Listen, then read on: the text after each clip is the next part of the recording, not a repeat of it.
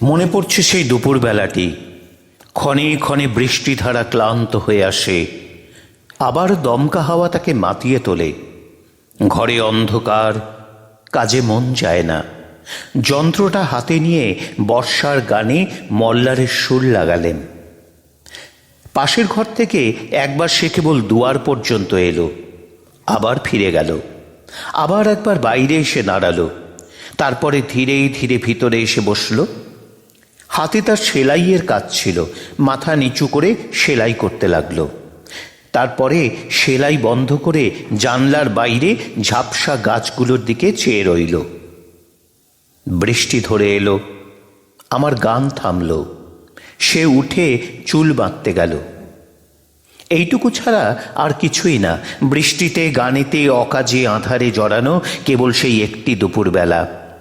ইতিহাসে রাজা বাদশার কথা, যুদ্ধ বিগ্রহের কাহিনী সস্তা হয়ে ছড়াছড়ি যায়, কিন্তু একটি দুপুরবেলার ছোট একটু কথার টুকরো দুর্লভ রত্নের মতো কালের কৌটোর মধ্যে লুকোনো রইল।